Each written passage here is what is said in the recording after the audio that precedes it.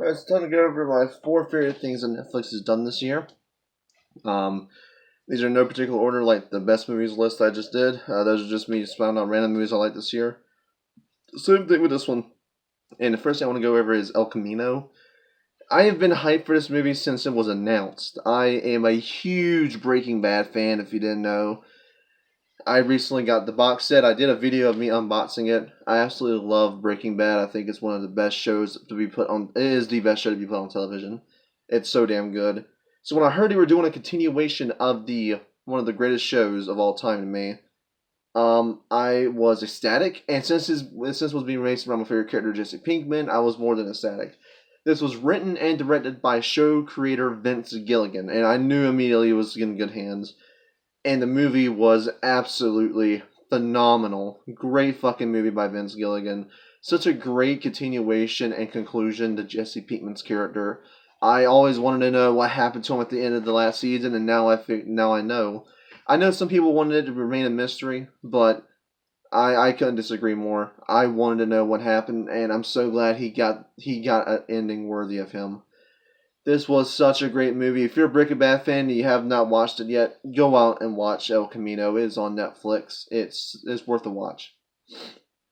The next thing is the last season, the third season of Stranger Things. The last season's coming out 2021, but again, Stranger Things fan, love Stranger Things. I got the limited edition Blu-rays and the VHS boxes on my shelf. I got the vinyl, I got action figures, pop vinyls, posters. I love Stranger Things, so I was extremely hyped for season 3, and I am happy to say season 3 didn't let me down. It was definitely the most exciting season for me. It was more fast paced than what it was. Had a lot of emotion in it, and to me, this is my favorite season. I know people say the first season is their favorite, the second season. To me, it's the third. I think the third's the best one so far.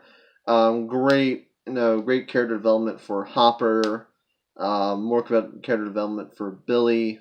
A lot more for Max. You get to see Max and Lucas's relationship grow, which is nice. Will has the best story. Him being grown apart from his friends due to them being in relationships, and he's the odd man out.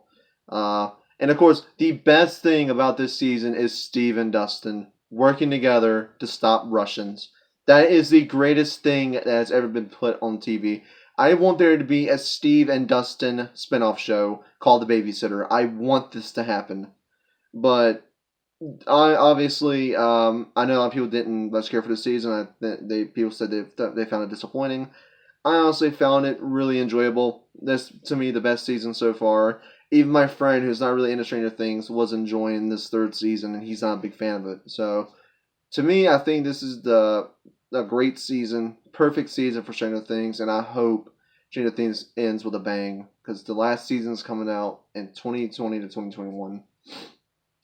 Next thing I want to talk about is the movie The Irishman, directed by Martin Scorsese.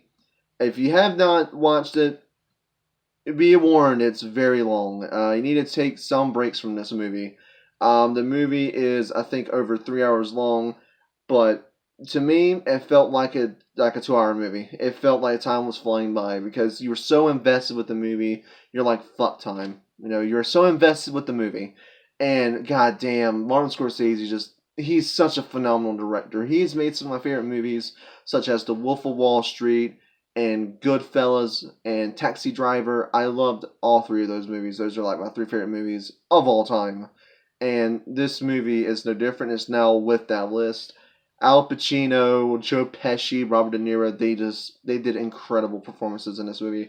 The story is phenomenal. A very slow burn movie, but it is definitely worth the watch. I will say take small breaks while watching it because it is a very long movie. The last thing I really enjoyed came out recently, and I have yet to do a Stardust review on it yet, and that is the Witcher Netflix series. Oh my god, Netflix pulled it out of their ass. Jesus, this was phenomenal.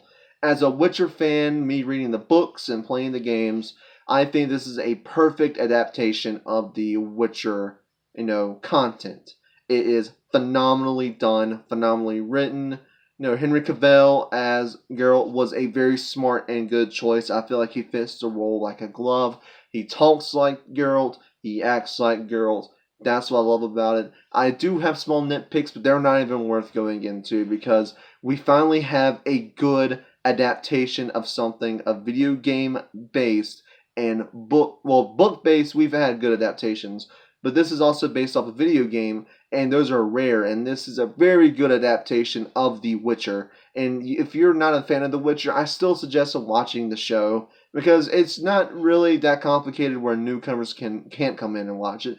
Netflix has made it very accessible for anyone who's never even heard of The Witcher to watch it, and there's enough references and aha moments that Witcher fans like me will get to experience. But I will say, if you haven't experienced the video games or read the books, go out and experience both of those. They are phenomenal. They are phenomenal books, and they are phenomenal games. And this show is a phenomenal Netflix show that I hope stays fantastic for the second season, which I know is coming. But goddamn Netflix, bravo on The Witcher. Fantastic show. You have made me happy. You have put all doubts in my head out the window. Congrats. And I think Netflix is getting better now, and hopefully they keep it up with shows like The Witcher, and they really nail it, knock it out the park with the last season of Stranger Things. I think Netflix could be in the clear. I think Netflix can, really redeem themselves after, some of the shady shit they've been doing. But anyways, guys, that's it for this video. There's the 4 favorite things this year that Netflix has done, in my opinion. Let me know in the comments what you guys think Netflix has done that you guys like. Make sure to like and subscribe if you want more content from me, and I'll see you guys next time.